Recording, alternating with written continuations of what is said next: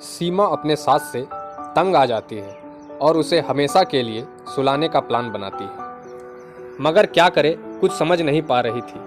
उसने अपने पिता की मदद लेने के लिए सोची और ससुराल से अपने मायके पहुंच जाती है। उसके पिताजी गांव में डॉक्टरी करते थे। नमस्कार दोस्तों, कैसे हैं आप सब। आशा करता हूं कि आप लोग अच्छे से होंगे। सीमा अपने माँ बाप की इकलौती बेटी थी। बहुत लाड प्यार से पली बड़ी थी। उसके पिता ने कभी किसी काम के लिए उसे नहीं रोका था। वो बंदिश में कभी नहीं रुकी थी। सीमा की शादी 12th पास करते ही हो गई थी। उसके अंदर अब भी बचपना था। शादी के बाद जब वह ससुराल गई तो वहां पर्दे में रहना उसे अजीब सा लग रहा था। उसके ससुराल में सीमा के पति और सासू मां थी। उसके ससुर नहीं थे, मात्र 3 लोगों का परिवार था। सीमा आजादी से रहना चाहती थी, मगर उसकी सास उसे पर्दे में रखना सिखाती थी। मगर सीमा उनकी बातों पर ध्यान नहीं देती थी और अपने काम में मस्त रहती थी, जिसके कारण उसकी सास उससे और चिढ़ती थी और कुछ न कुछ बोल देती थी। सीमा को बुरा लगता तो वह भी उनकी बातों का जवाब दे देती, जिसके वजह से घर में दोनों के बीच बहुत तनाव रहता था। दोनों की एक दूसरे से नहीं बनती थी। धीरे धीरे दोनों में तनाव बढ़ता गया। अब अगर सीमा थोड़ा भी गलती करती तो उसकी सास उसे खूब बोलती। सीमा ने कई बार अपने पति को बताया, मगर उसका पति कहता, मुझे सास बहू के चक्कर से दूर रखो, और उसकी बात को टाल देता। सीमा बहुत परेशान रहने लगी और अपने सास के लिए उसके मन में बुरे ख्याल उठने लगे। कई बार अपनी मम्मी को बताया, मगर वो भी बोलती, थोड़ा एडजस्ट करना सीखो बेटा। उसकी बातें कोई सुनने को तैयार नहीं था। एक दिन वो मोबाइल देख रही थी और उसका खाना जल गया, जिसके वजह से उसकी सास ने उसे खूब सुनाया। सीमा अब चिड़चिड़ी होते जा रही थी। अब उसे सास से नफरत सी होने लगी थी। अब उनकी अच्छी बातें भी सीमा को बुरी लग रही थी। सीमा अपने सास से तंग आ जाती है और हमेशा के लिए सुलाने का प्लान बनाती है, मगर क्या करे कुछ समझ नहीं पा रही थी। उसने अपने पिताजी की मदद लेने के लिए सोची और ससुराल से अपने मायके पहुंच जाती है। उसके पिताजी गांव में डॉक्टरी करते थे। घर जाकर सीमा अपने पिताजी से सारी कहानी बताती है कि कैसे उसकी सास उसे बुरा भला कहती है। वो अपने पिताजी से कहती है, मुझे अब सास के साथ नहीं रहना, मैं उसे हमेशा के लिए सुला दूंगी, बस आप थोड़ी हेल्प कर दो, मुझे एक जहर की शीशी दे दीजिए। उसके पिताजी सीमा की बात समझ जाते हैं और अपने काम पर चले जाते हैं। शाम को जब वो घर आते हैं तो सीमा को एक डब्बा थमा देते हैं और कहते हैं, देख इसमें चूरन है, इसमें से आधा चम्मच रोज अपनी सास को सोने से पहले दूध में डालकर खिला देना। 6 महीने में तुम्हारा काम हो जाएगा और किसी को पता भी नहीं चलेगा, और 6 महीने अपने सास के साथ प्यार से रहना, ताकि तुम पे कोई शक न करे। सीमा बहुत खुश हो जाती है और अपने ससुराल वापस चली जाती है।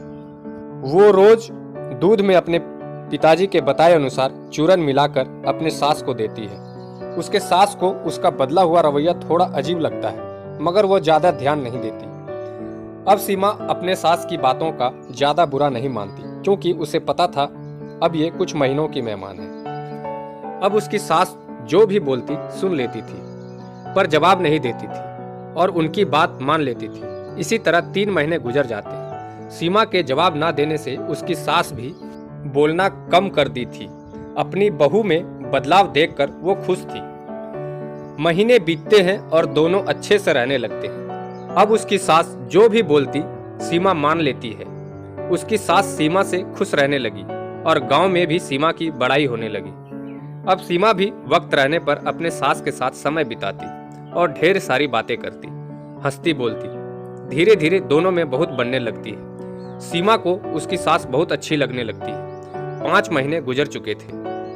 दोनों एक दूसरे के साथ बहुत खुशी से रह रहे थे, पर सीमा रोज रात को दूध में मिलाकर चूरन दे रही थी। अब उसे थोड़ा अजीब सा लगने लगा। अब वो अपनी सास को मारना नहीं चाहती थी और वो दवाई मिलाना बंद कर देती है। एक दिन जब वो सुबह उठती है तो देखती है उसकी सास की तबीयत बहुत खराब है। वो डर से रोने लगती है। अब वो अपनी सास को खोना नहीं चाहती। घर पे डॉक्टर आते हैं और दवाई देके चले जाते हैं। सीमा को गलती का बहुत पछतावा होता है और वो बहुत रोती है। वो तुरंत अपने घर जाती है और अपने पिताजी से कहती है पापा, मैं अपनी सासू माँ को मारना नहीं चाहती, उसे बचा लीजिए। कोई अच्छी दवाई दीजिए जिससे वो जल्दी ठीक हो जाए। सीमा रो रो कर अपने पिताजी से बोल रही थी। उसके पिताजी मुस्कुराते हुए कहते हैं, घबराओ मत बेटी, तुम्हारी सासू माँ को कुछ नहीं होगा। तुम जो खिलाती थी वो जहर नहीं बल्कि विटामिन की चूरन थी। मैं तो तुम्हें पहले ये सब इसलिए नहीं बताया कि तभी तुम्हारे दिमाग में उसे मारने का भूत सवार था। तभी मैं कितना भी समझाता तुम समझ नहीं सकती, इसलिए तुम्हें ऐसा करने को कहा था ताकि तुम अपनी सास के साथ समय बिता सको और उन्हें समझ सको। तुम्हारे बोलने पर मैं समझ गया था तुम्हारी समस्या क्या है, इसलिए तुम्हें दिमाग में मैंने पॉजिटिव सोच डाल दी। अब घर जाओ और थोड़ा सासू माँ की सेवा करो, वो ठीक हो जाएगी। सीमा अपने पिताजी के पैर छूती है और खुशी खुशी अपने ससुराल चले जाती है। दोस्तों, हम भी कभी जीवन में किसी चीज को जाने बिना जल्दी ही फैसला कर लेते हैं और गलत कदम उठा लेते हैं, जिससे हमारा ही नुकसान होता है। सीमा के पिताजी भी बेटी की भावनाओं में बह जाते तो शायद उसकी बेटी का घर उजड़ सकता था। दोस्तों, अगर कहानी अच्छी लगी तो एक लाइक जरूर कीजिए। साथ ही कमेंट करके बताइए कि क्या उसके पिता ने सही किया या गलत। तब तक के लिए नमस्कार।